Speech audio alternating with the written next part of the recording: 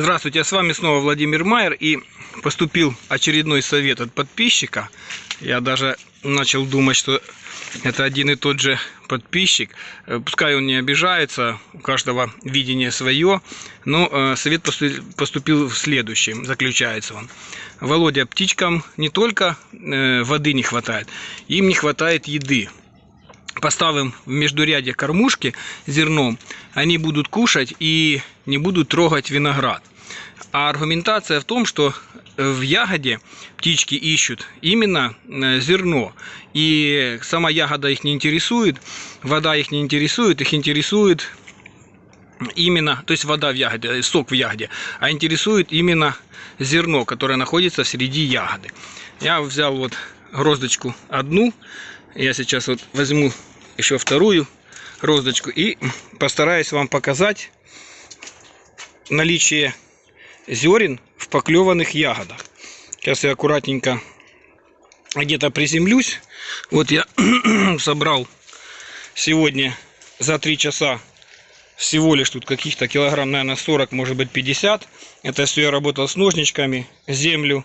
Не покажу вам там, где все эти ягоды лежат вырезанные, потому что можно заплакать. Ну так вот берем, смотрите, я сорвал при вас и смотрим наличие косточек. Так, вот ягодка поклевана, зернышки в середине. Следующая ягодка поклевана и тоже зернышки в середине. О чудо! И следующая ягодка поклевана, а зернышки в середине. Давайте возьмем следующую гроздочку. Так, о чудо! Ягодка поклевана, зерна в середине. И здесь то же самое. То что ж ты будешь делать? Давайте возьмем эту ягоду. Я специально ее раздавлю. Такой кощунственный такой способ. Смотрите. А косточки-то в середине.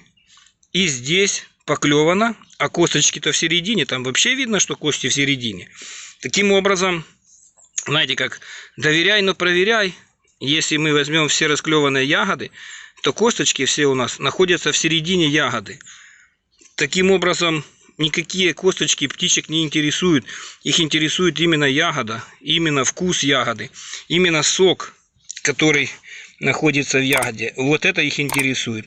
А косточки, ну вот смотрите, ну все косточки на месте. Вот даже здесь взять.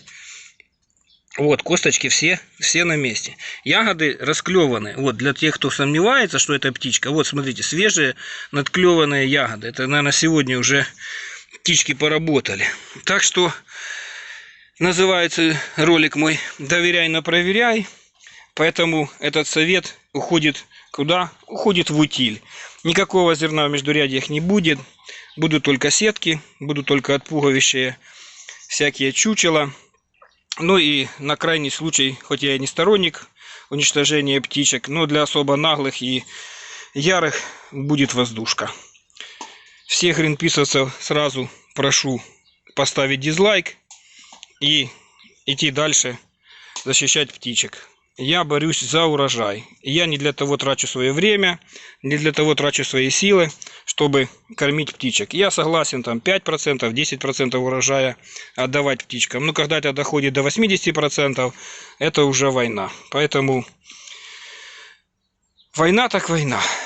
Всем спасибо, до новых встреч, пока.